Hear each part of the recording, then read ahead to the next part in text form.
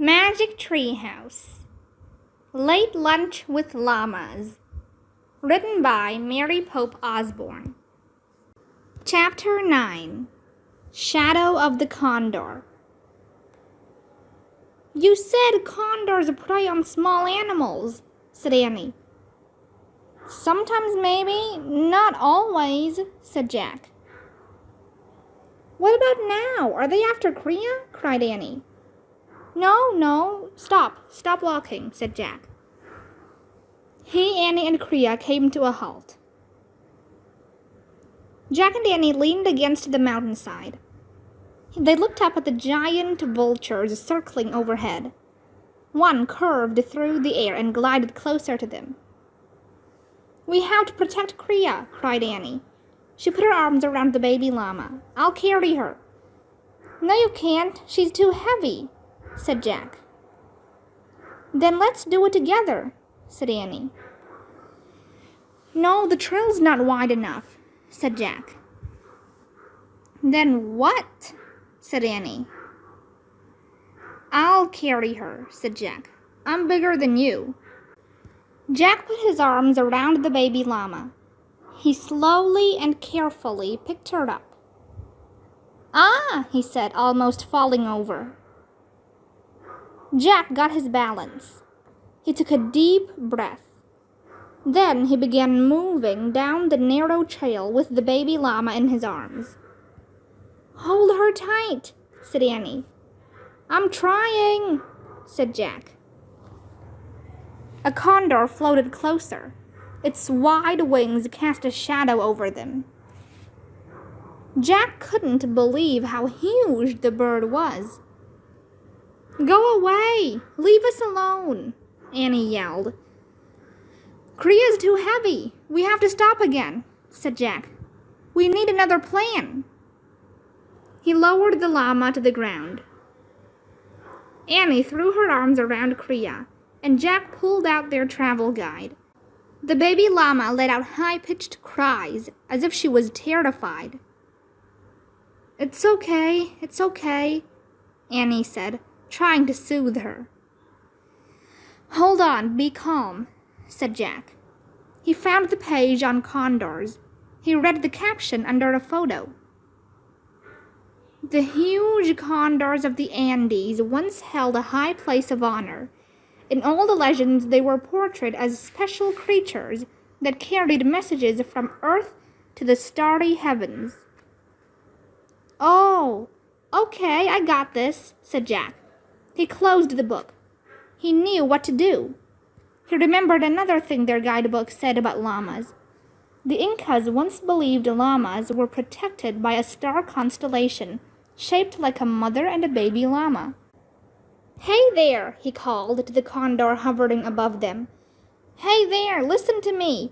Take a message to the starry heavens. Tell the llama constellation to look down on this baby llama and take care of her. Go, now, please. The condor floated for a moment. Then it dipped its wings and soared upward. The others followed. The flock of huge birds gracefully glided through the sky and disappeared behind the mountaintop. Jack, it worked, cried Annie. How did you do that? I don't know. I did what you did with Kriya for a moment. I believed the Incas' legends could be true, said Jack. And I guess the condors believed that too. Great work, said Annie. To the bridge. Annie, Jack, and Kriya started walking again, single file down the trail. Jack could see the rope bridge. The river, far below, roared and tumbled between mountains of rock. When they reached the bridge, the baby llama tried to turn back. Wait, said Jack, stopping her. He looked in her eyes. Remember you crossed before? With the guards and the other llamas? You got this. You do, Annie said to Kriya. Plus, Jack and I are with you. I'll go first, said Jack. He stepped onto the swaying bridge. It rocked with every step he took. but he kept walking. Jack heard Kriya's bell ringing behind him. He heard Annie murmuring, "Good, good, you're doing great. Keep going." The sound of Annie's soft words and Kriya's little bell gave Jack courage. Finally, they reached the other side. One by one, they stepped onto the solid ground of a young mountain. "Safe," said Annie. "So far, so good," said Jack. Kriya's bell jangled as she pranced around them. "Take us to Topa," said Annie. "Follow me," said the baby llama, and she took off into the cloud forest. "Let's go," Annie yelled, running after Kriya. Wait, said Jack, charging after them. "Did I hear her say, 'Follow me'?" "You heard it," said Annie. "Impossible," said Jack, laughing. Then he followed Kriya and Annie through the ferns and over the roots and rocks, until he smelled wood smoke and heard flute music. In the clearing of the forest, Topa and his grandparents were sitting outside their hut. The old man was playing a sad song. His wife was trying to get Topa to eat, but the boy waved the food away. The baby llama bleated softly. Topa lifted his head. "Kriya!" he cried out, and the little silver llama ran to greet him. Chapter 10. The Secret of Brave. Kriya's bell jingled as Topa threw his arms around her. "Thank you, Jack and Annie," he said. "How were you able to rescue her from the guards?" his grandfather asked. We just found her," said Annie, "on the mountain." "Yes, she must have escaped from the guards," said Jack. "And we brought her home to Topa." "That is wonderful," said Topa's grandmother. "Catch me, Kriya," Topa said. The baby llama dashed after him across the grass. As Topa played with Kriya in the meadow, his grandmother gave cups of water to Jack and Annie. "Would you stay to eat with us?" she asked. "Oh, I forgot. We still have our potatoes," said Jack. He took them out of his bag and handed one to Annie. Jack and Annie ate their cold baked potatoes. Topa ate a potato too.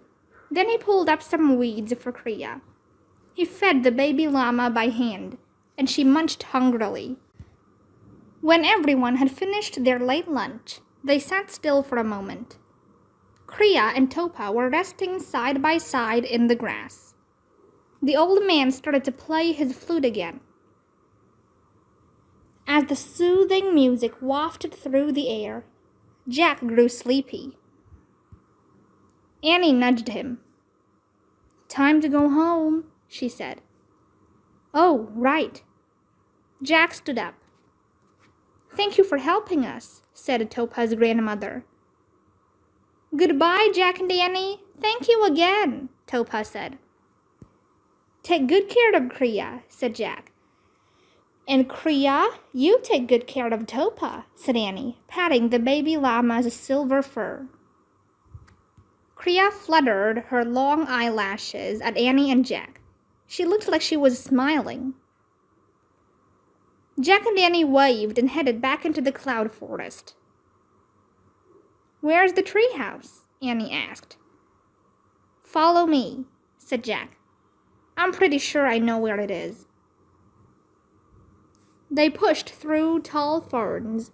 They scrambled over rocks and roots. They wove around trees until they came to the rope ladder. "Yay, you found it," said Annie.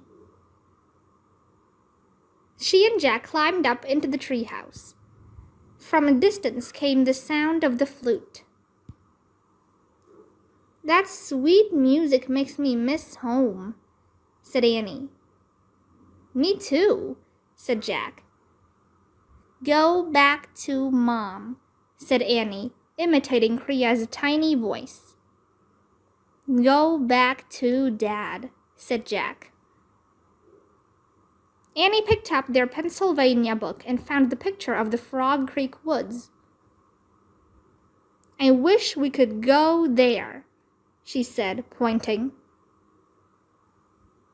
The wind started to blow. The treehouse started to spin. It spun faster and faster. Then everything was still. Absolutely still. A warm breeze blew into the treehouse. The air smelled of summer leaves and sunshine. Jack and Annie were wearing their shorts, t-shirts, and sneakers again. Jack's woven bag had become his backpack. Home, Annie said. For the picnic. Jack reached into his backpack and pulled out Travel Guide, The Andes Mountains of Peru. He put the book on the floor. He took out Morgan's rhyme and looked at it. Uh-oh, he said. What? Said Annie. There's something in the rhyme we didn't do, said Jack. What? Said Annie. When did we find the secret of Brave? Said Jack. Don't worry, we did that, said Annie. Let's go. She began climbing down the ladder. Hold on, said Jack. He placed Morgan's rhyme on the floor of the treehouse. Then he pulled on his backpack. He followed Annie down the ladder, and they started through the Frog Creek woods. When did we find the secret of Brave? Jack asked again. Well, at first you were afraid to cross the rope bridge, said Annie. No, I wasn't, said Jack. Yes, you were, said Annie. And you were afraid to enter the secret city, and you were afraid to walk down the old trail. Okay, so what's your point? Jack said, slightly hurt. That I'm not brave? I already know that. No, that you are brave, really brave, said Annie. You did those things even though you were afraid. I was afraid too, but to us, saving Kria and bringing her home to Topa was more important than our fears.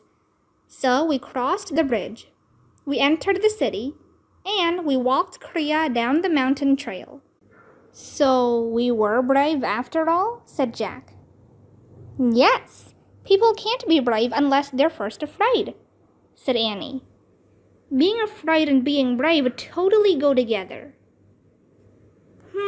Said Jack. That's the secret of Brave, said Annie. Oh, okay, said Jack. He took a deep breath. Hey, we'd better run. We're going on a picnic, said Annie. Ready? Ready for anything, said Jack. Then he and Annie took off running through the Frog Creek woods, heading for home.